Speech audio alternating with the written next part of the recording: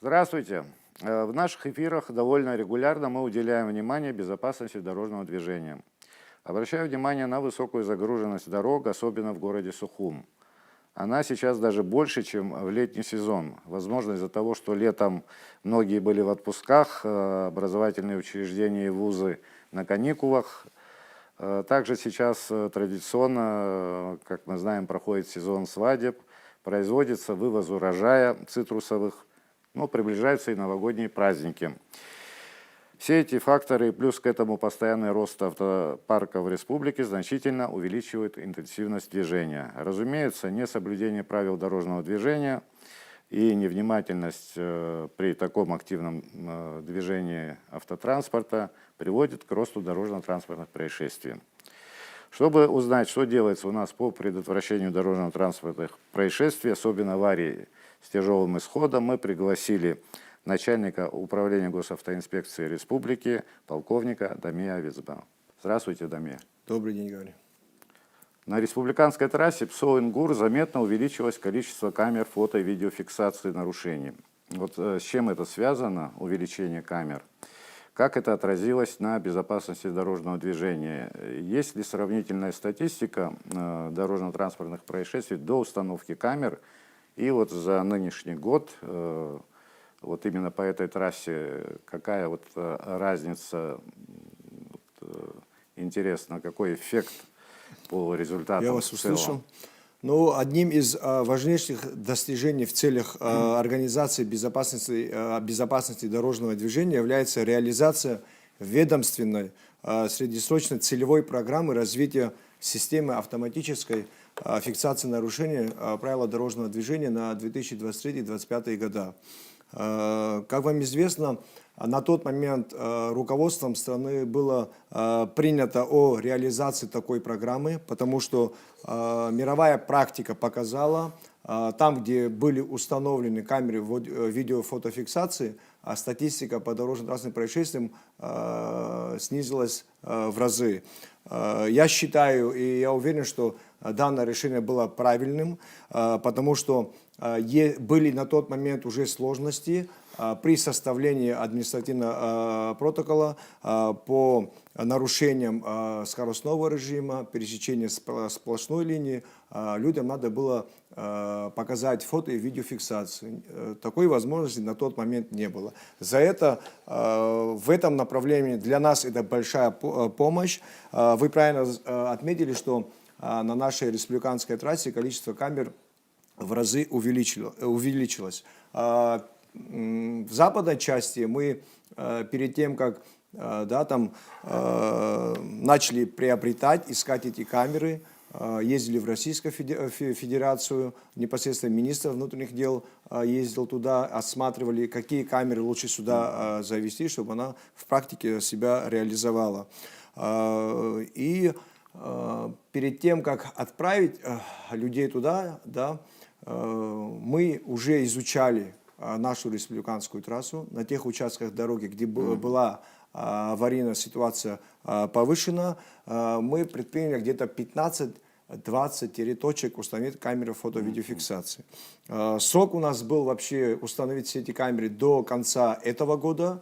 На сегодняшний день могу смело заверить, что на 90% данный проект уже реализован и в полном объеме работает.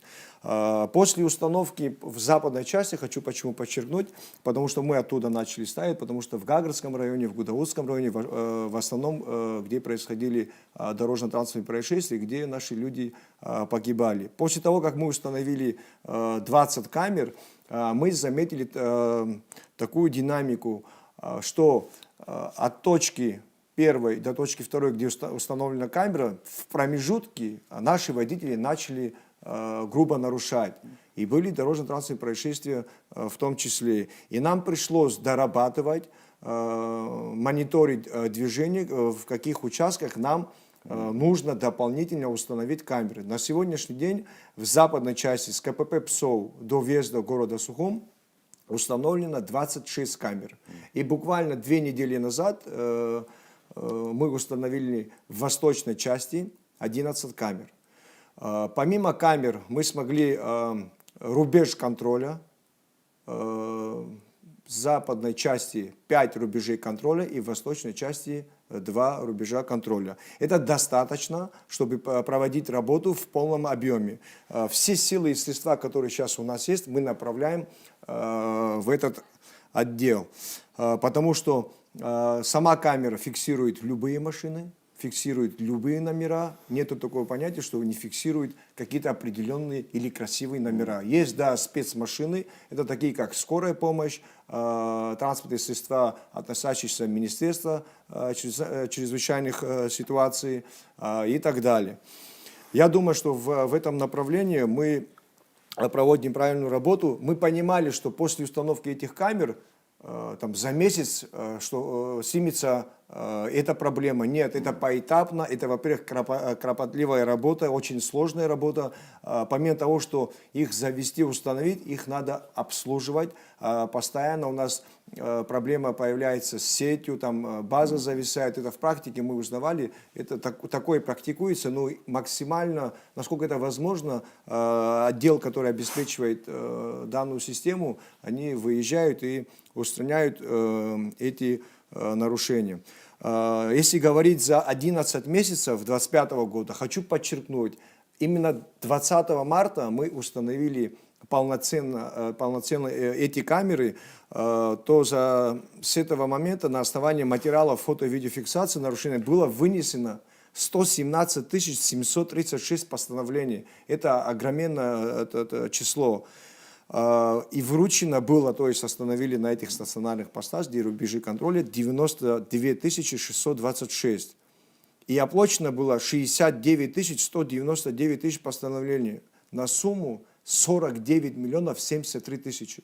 Сказать, что сотрудники госавтоинспекции не выявляют и не наказывают наших водителей, то это неправильно. Эта сумма очень большая.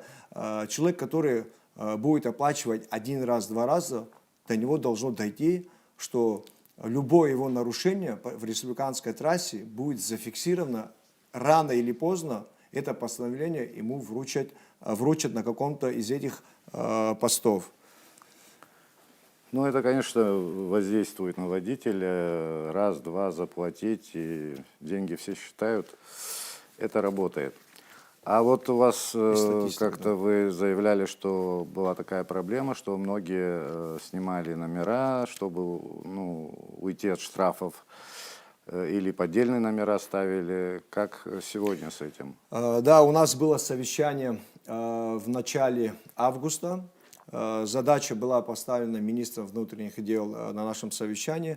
Заметно было, что по республиканской трассе, также и в городах, очень много автотранспорта, которые ездят без госномерных знаков.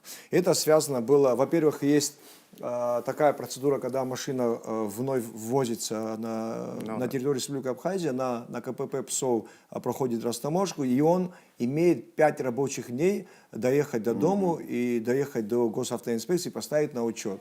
Но это их не так много, я думаю, тоже. А все остальные это те люди, которые хотели избежать или хотят до сих пор избежать фиксации этих камер. Могу сказать, мы ведем статистику, с 8 августа по сей день мы таких машин поставили 554 автотранспорта, которые стоят как и в управлении ГАИ, так и в районах. Что мы по ним делаем? Если стояли, допустим, подложенные номера, мы по этим номерам смотрим по базе, есть ли штраф, если есть, то они оплачивают, а у кого номера не установлены, он оформляет свой автотранспорт, получает свидетельство о регистрации, проходит технический годовой осмотр, и только после этого он выезжает на наши дороги. Вот совсем недавно у вас новый руководитель отдела службы фото-видеофиксации вашего управления. С чем было связано? В первую очередь, данное решение связано с тем, что у нас увеличилось число камер фото-видеофиксации и кратно возрос объем работы в профильном отделе, как и требования к работе его сотрудников. В этой связи руководством Министерства внутренних дел было принято решение назначить нового, перспективного, энергичного начальника и перед ним были поставлены задачи. За это короткое время он проявил себя очень хорошо. С нашей стороны и со стороны Министерства внутренних дел оказываем максимальную помощь в этом отделе. Дамир, поскольку сейчас практически уже конец года, может несколько цифр статистики по ДТП, там общие цифры? Да, конечно, мы, во-первых, постоянно мониторим ситуацию и изучаем статистику дорожно-транспортных происшествий на наших дорогах. Если говорить в динамике, то хочу предоставить вашему вниманию следующие цифры и таким образом. Вот вы до этого говорили, когда мы поставили камеры, и после какая статистика. Хочу привести статистику 2022 года-2023 года. Камеры тогда стояли, но не так они функционировали, как хотелось бы. И вот в статистике хотел бы так вам озвучить. В 2022 по 2023 год количество дорожно-транспортных происшествий по республике составило ровно 400 единиц. При этом погибших в результате аварии было 121 человек и получили ранения 560 человек. Если говорить о статистике 2024 года и за 11 месяцев 2025 года, то мы имеем следующее. Общее число ДТП 302 единицы, погибших 92 человека и раненых 401. Итого у нас снижение по числу дорожно-транспортных происшествий на 98 единиц меньше. По погибшим цифра составляет минус 29 человек и минус 159 раненых. И хочу обратить ваше внимание еще на такой момент, что в 2025 году за 11 месяцев число ДТП составило 141. Погибших у нас за 11 месяцев 44 человека и получили ранения 226 человек. Из 44 погибших, к сожалению, 20 человек это пешеход.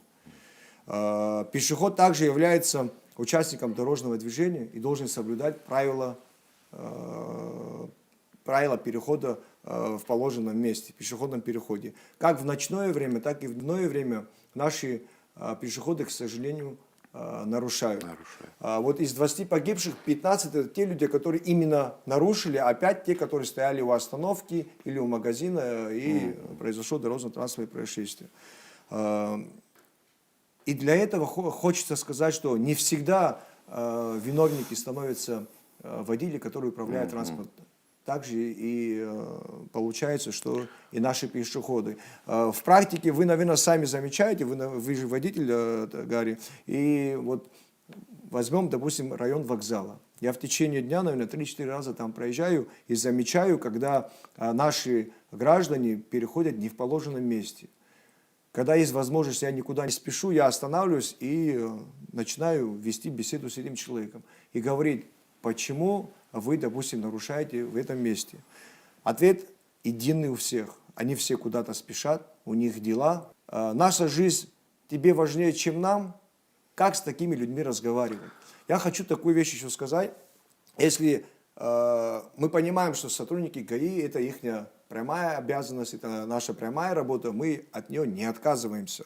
Но то количество сотрудников, которое есть, и то количество транспорта, которое есть по республиканской трассе, что и в городе Сухум, очень сложно повлиять на всех водителей одновременно там, где они нарушают. Как бы я этого не хотел, как бы не хотели бы мои сотрудники. Во-первых, наверное, и сотруднику ГАИ надо быть большим психологом, потому что в течение дня ты сталкиваешься с разными водителями. Кто-то, не знаю, там, на эмоциях, кто-то и бывает, когда и в драку лезут, когда ты объясняешь ему, что вот нарушать нельзя, допустим, ты ему показываешь на видеорегистраторе, или, допустим, элементарно возьмем на стационарном посту, то есть камеры, которые стоят, он фиксирует, где и когда человек нарушил. Вот ты ему показываешь, он даже с этим не хочет быть согласен.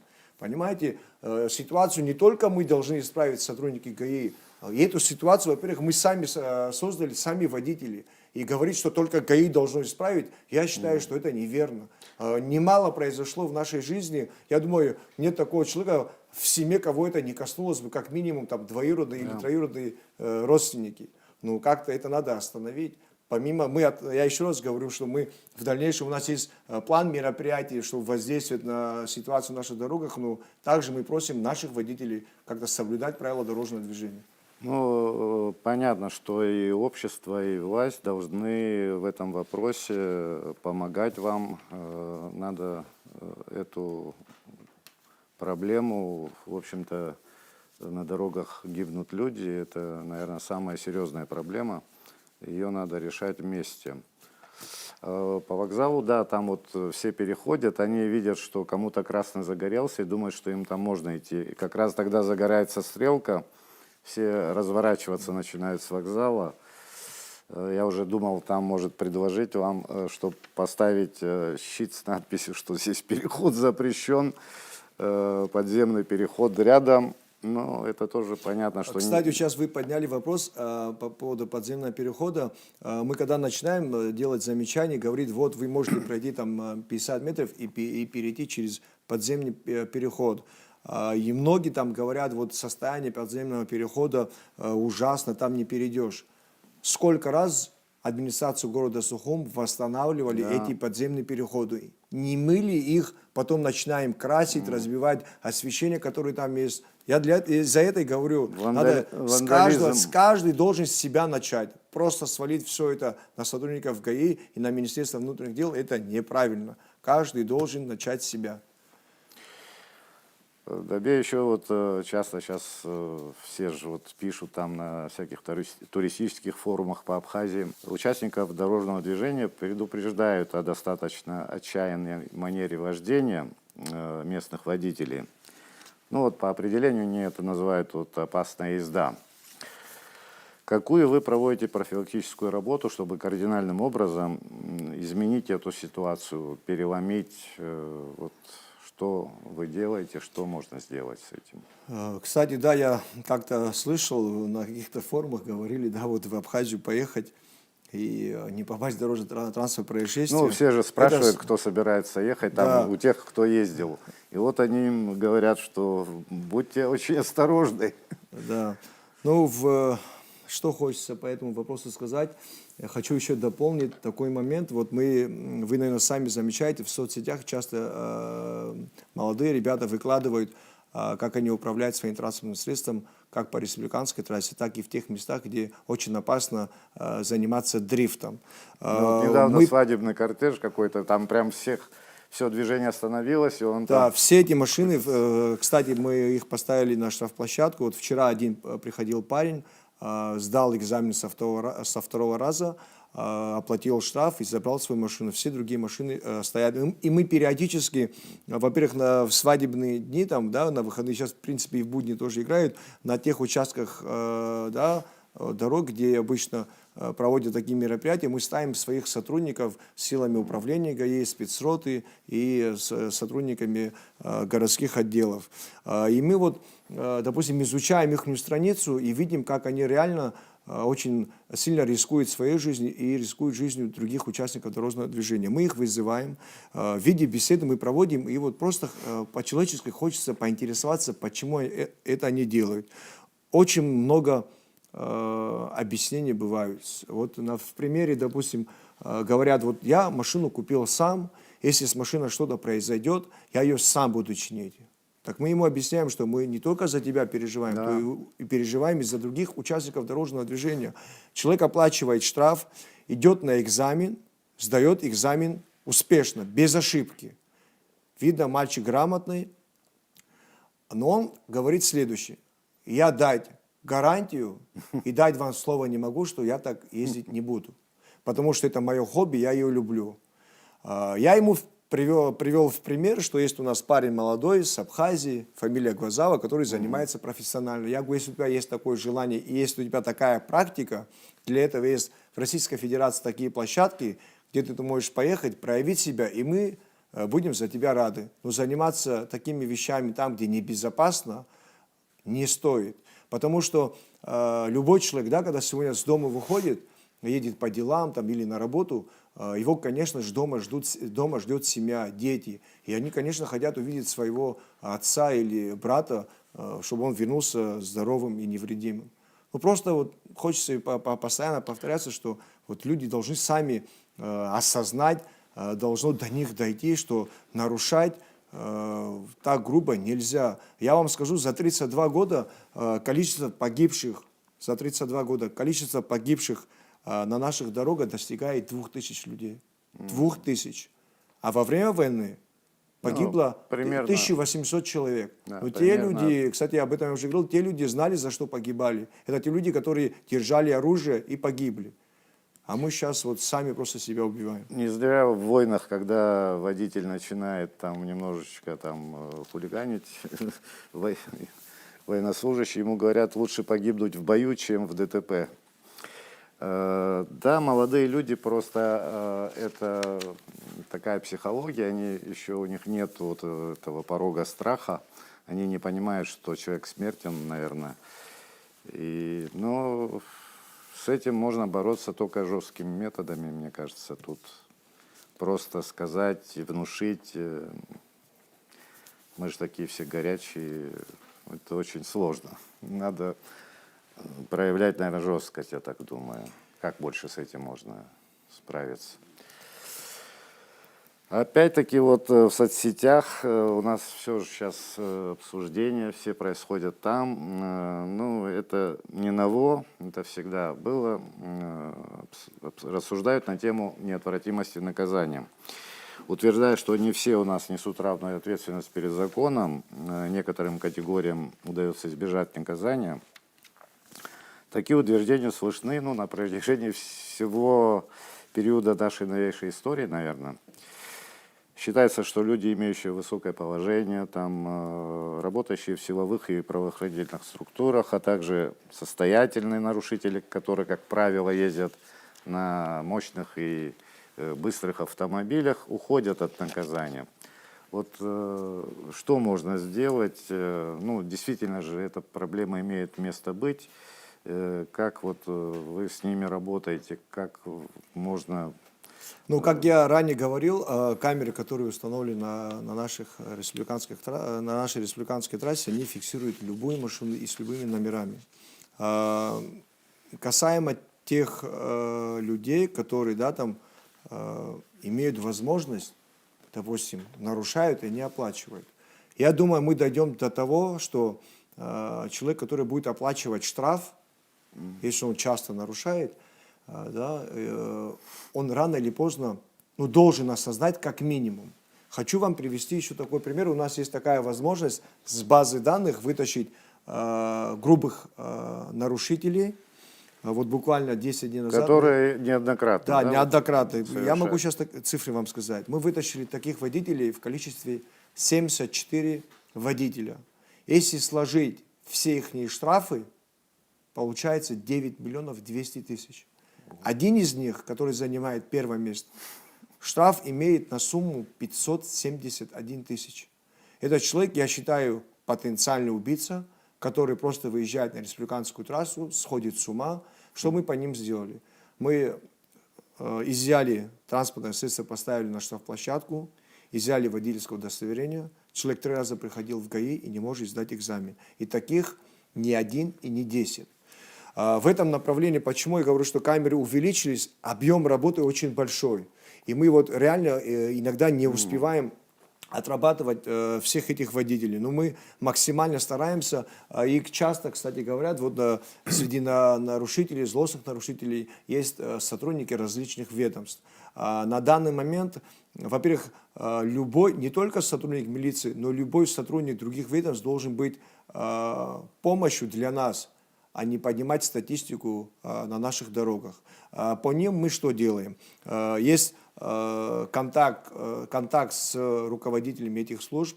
Мы максимально стараемся с базы вытаскивать все их штрафы, рапортом отправлять, и по ним уже проводится работа, потом они нам присылают письма, что по ним сделано.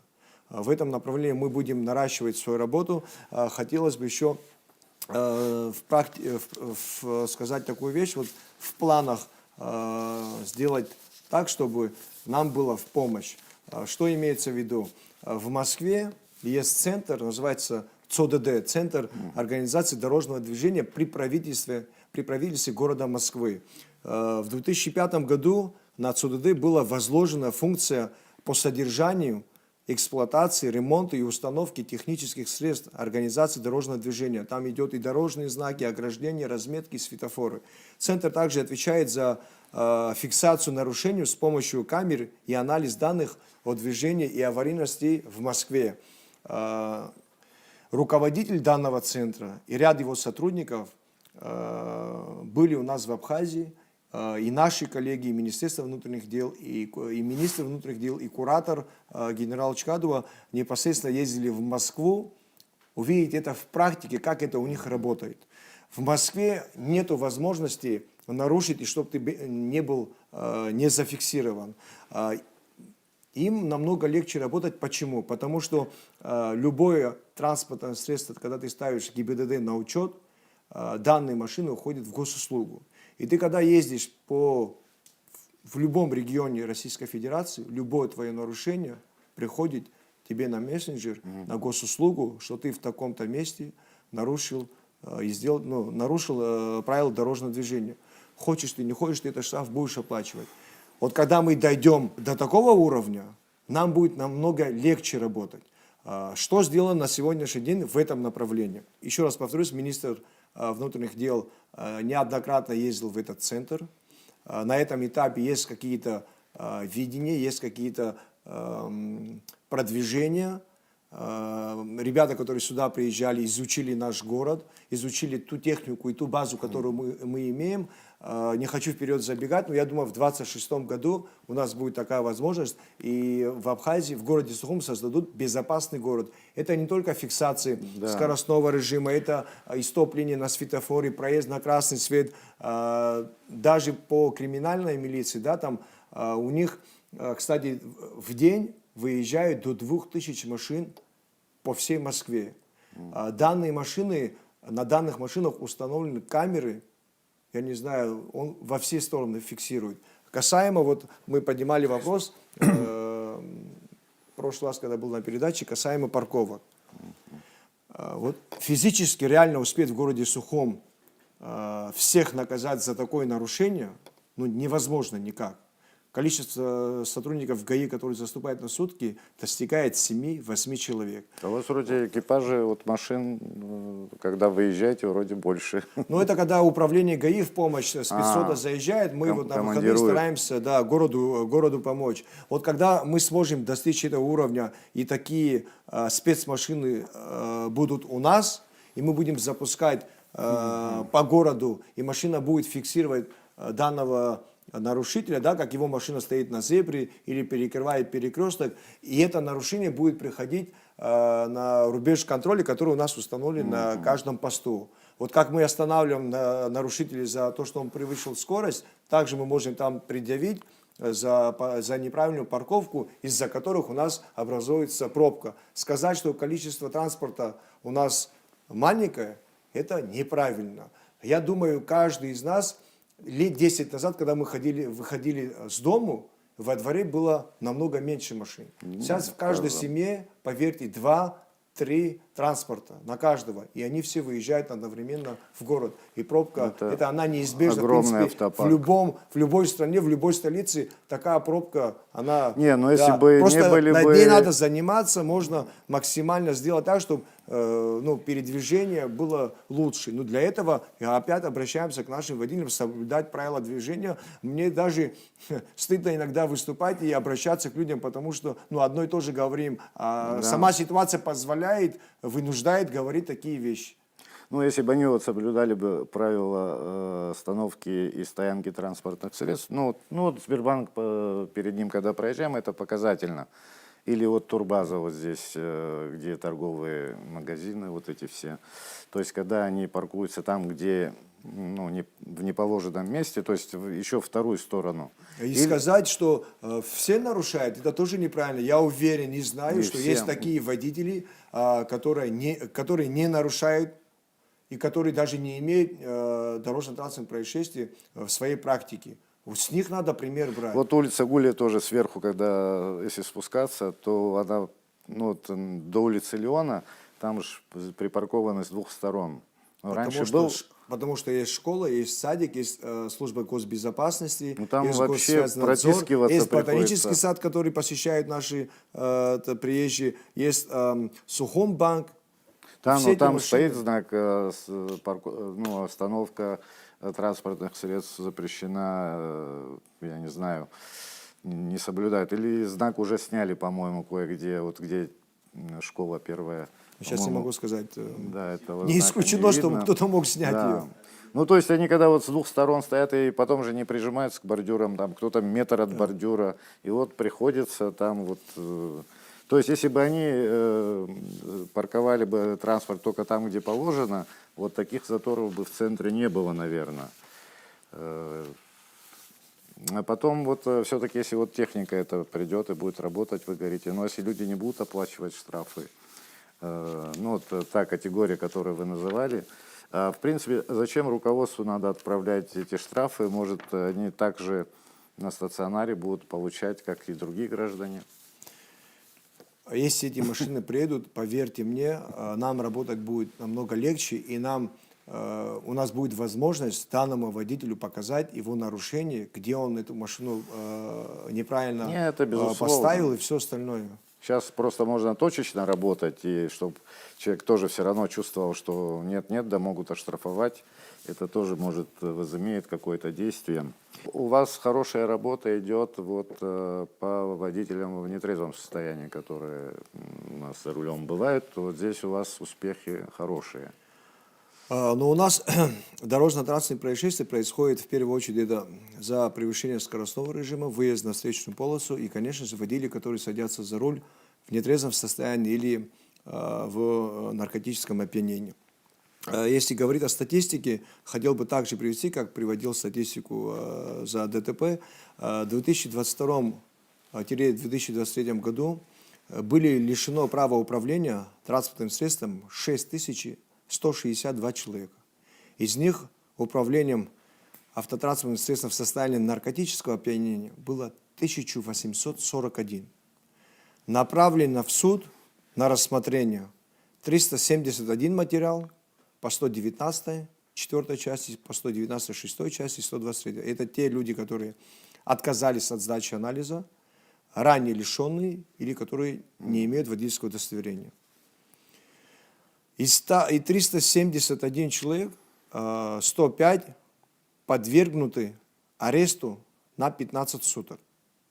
266 человек отпущено после оплаты штрафа.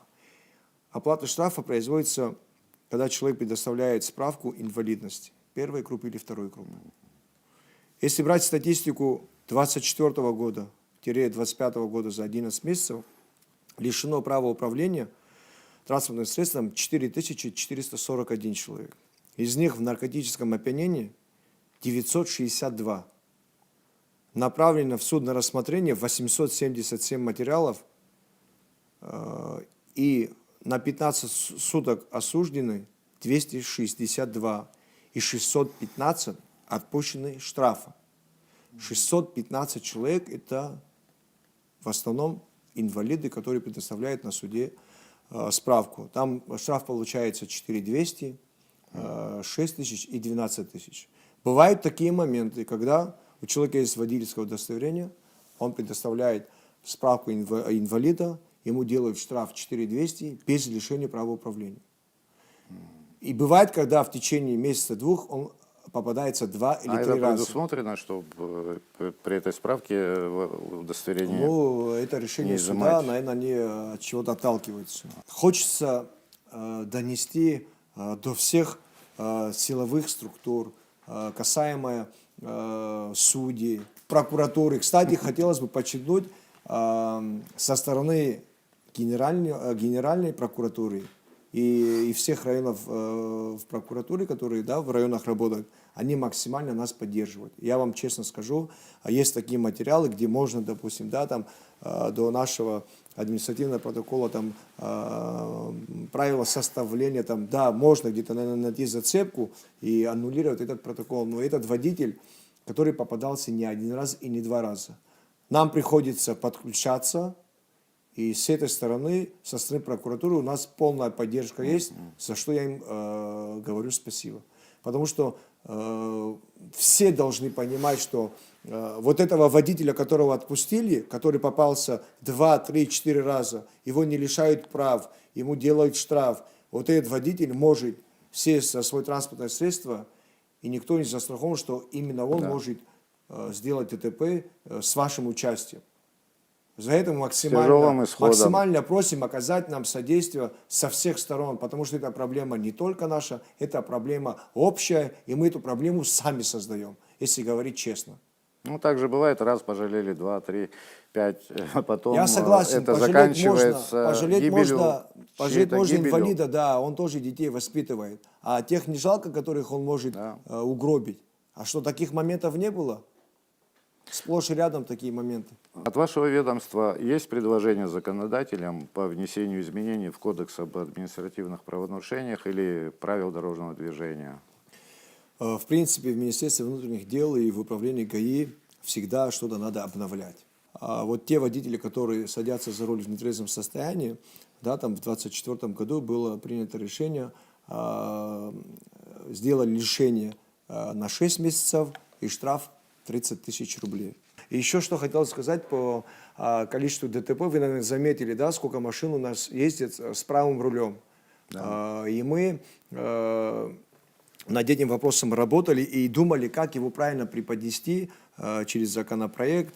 По инициативе министра внутренних дел мы подвели в управлении ГАИ статистику с 2021 года по 2025 год, какое количество ввезенных в Абхазию, какое количество ДТП виновные именно с правым рулем, и было отправлено письмо премьер-министру Республики Абхазия вот сейчас, вот 11 ноября.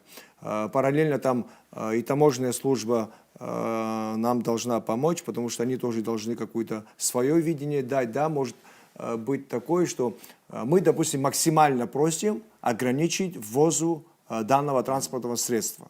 Потому что наши дороги не позволяют на праворульных машинах ездить полноценно так, как надо, потому что ты, когда начинаешь выходить на обгон, тебе приходится полмашины выходить на встречную полосу, и тебе неудобно. Цена дешевле этого автотранспорта в ущерб безопасности. Да, и я думаю, к чему-то в любом случае придут, или поднимут, допустим, стоимость растаможки именно праворуких машин, и могут рассмотреть вопрос ввозимые машины, допустим, чтобы не были 5-10 лет не старее. То есть старые машины праворуки, которые доступны там за 200 тысяч купить, такие машины, чтобы не ввозились сюда. Ну, дать как будто определенное время, допустим, с такого-то периода будет запрет стоять на такие машины, это будет, или будет растаможка там в 5 раз больше. И вот, ну, как-то так надо в любом случае поработать. Если не остановить этот поток автотранспорта, который ввозится в Абхазию, у нас ситуация не ухудшится, не улучшится, а ухудшится в любом случае. Ну, такого возраста машины десятилетки,